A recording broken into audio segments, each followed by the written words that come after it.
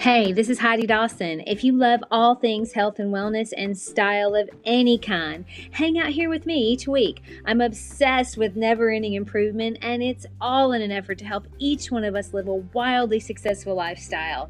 Subscribe today so you don't miss a thing. Hi, guys. Welcome to episode 550 of the Wildly Successful Lifestyle Podcast. It's so good to be with you. I get so excited when I'm doing an episode that combine my two favorite things, which is design and mindset. Mindset is very much influenced by our environment, and our environment influences our mindset. I think we underestimate this as a society. I mean, our homes should feel the way we want them to feel, but very often they don't. And also, very often, it can be an easy fix. And in this episode, I list the 5 design mistakes that I feel are making you feel off in your space, but maybe you don't realize it. And I touch on why so many people make these mistakes and also why fixing them matters. So many times I have new clients who buy an amazing house, and then once all their furniture and art and TV gets in, it doesn't feel the way they want it to feel. Even though the house is great and they love it, there's little things that make a huge difference that really don't seem, it's not like you automatically know that this is what needs to happen, right? So they're usually very fixable. So we have these friends that we visited recently, and they have the most gorgeous, stunning home. And while we were there, she asked me, they've just recently moved in, but while we were visiting, she asked me what she could do to create a better feel in her house, just kind of casually. Now, sometimes people ask that hoping that you'll say, change nothing, it's perfect. So I have to use my spidey senses to know when someone really wants advice, or if they're looking for me just to say, yeah, it's beautiful, it's perfect. So I took it all in because she was honestly asking my opinion. But we got so busy that weekend, there were a lot of people around, so we never really got to talk about the suggestions that I had come up with. But it just so happened they were going to be in Memphis the next week, so they stayed with us while they were here. And at dinner one night, we were talking about Feng Shui when her husband said, so what vibe do you get from our house? Now, I'd had a cocktail, so that loosens you up a little bit. But their house is, like I said, it's stunning. It backs up to this gorgeous lake. It has an infinity pool that looks over the dock and then their boat, and it really is stunning. But they were genuinely asking how they could make the inside of the house feel a little bit better. And so I had already given it some thought because we had talked about it. So I just said, okay, there are a few things. I would lower your TV. I would arrange the living area so that it becomes part of the kitchen area because it feels blocked off. There were a lot of us visiting, and even though that room is right next to the kitchen and it's open to the kitchen, it felt like you were so separate and literally you had to look way up to see the TV, even if you were standing, which is actually pretty normal. A lot of times builders put the plugs up there. So that's generally why the TVs are so high. But also the lights were on the ceiling, and the ceilings were very tall. So I would actually lower everything visually to make it cozy, which is what they wanted. And finally, the last thing is their rug in the living room could be way bigger and all the furniture sitting on it if possible. So they're all easy fixes that they can fix for themselves for the most part. They don't have to move walls. The hardest thing will be the TV, which means either redoing the mantle or putting it on the shelf to the right. So that could be a little bit of a hassle, but well worth it. But the reason why I tell you that story is because they hit 4 of the 5 main things that I see people do all the time, and it's bothersome to them, but they don't really realize why. So the 5 things are: rugs are too small, lighting is discombobulated or the space is dark because the blinds are all closed, TV is often too high, furniture placement often feels unwelcoming, and then the last one, which was not a problem at their house, she has no clutter, but clutter including dead plants. There was none of that there, but that is the 5th thing that I see a lot.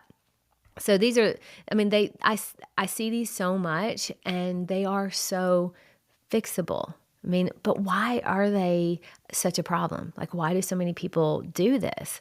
Well, let's start with the rugs. So have you ever seen the fat guy in a little coat skit on Saturday Night Live? I love it. It makes me laugh every time, but that's how I feel when I see a rug that's too small. It's so common. It's a very common mistake, and it's usually made because people underestimate the size of the space and they want to play it safe. So they're thinking, okay, they're at the store and they're looking at rugs and they're like, well, that one will do. We know that one will fit.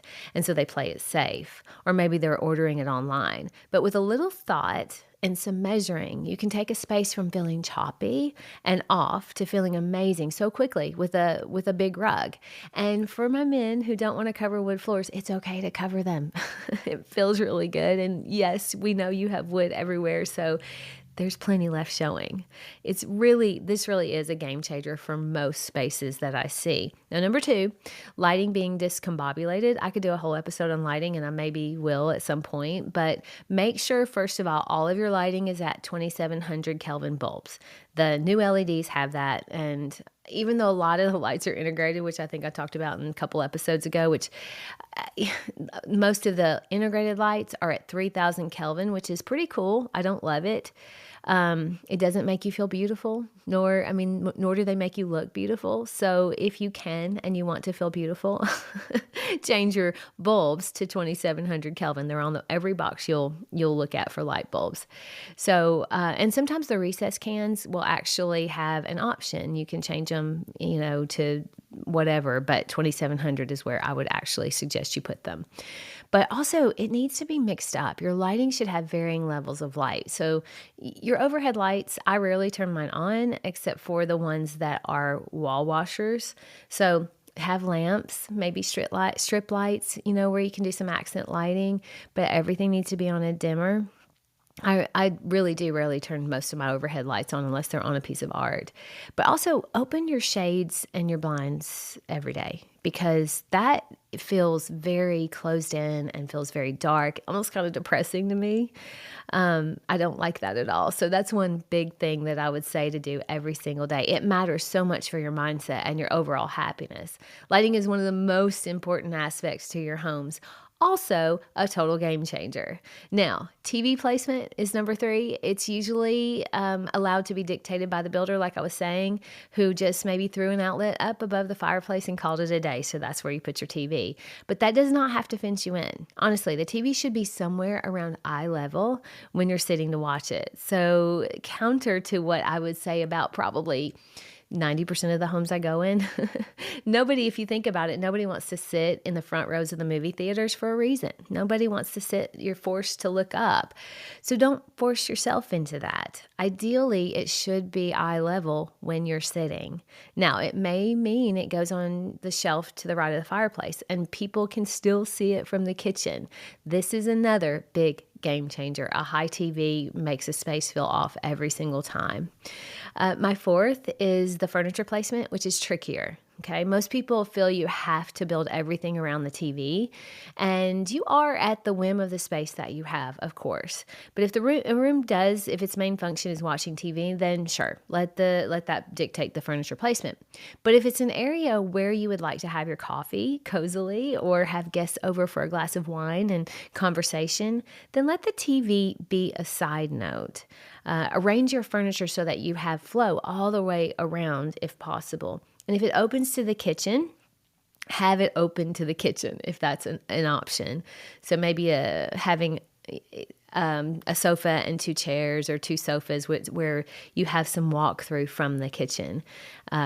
Definitely having a tall sectional backed up to the kitchen makes that space feel closed off. It's blocking the chi of the space, trust me. I think sectionals are best for family areas where you can just let it all hang out, not really for entertainment areas. So more like a sofa and 2 chairs. And move things around until you get the feel you want. I mean, sometimes it takes a little, even when I go into a house, sometimes I move something and I'm like, oh, that didn't do what I wanted it to do. And then when you move it again, you're like, yes, that is it. It feels so good. You'll know it when you get it. This is also a big deal as well. Finally, clutter, including dead plants. The reason this happens is I think we just stop seeing it. It bothers us, but in our busy lives, we tend to overlook it, so we don't think about it.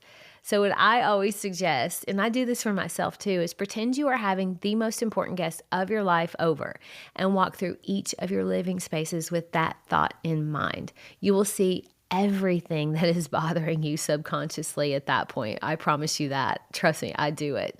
All right, so those are my 5 things. My challenge to you this week is to see if any of these 5 things is going on in your home and fix at least one of them. Just pick one of them to fix. Any one of them will be a game changer. Share this with 3 people who want to feel good in their home. I love you guys. I'll talk to you in a few days. Don't forget to subscribe and share with your friends, because we're just going to keep going bigger and better places together, and I love that about us. Talk to you in a few days.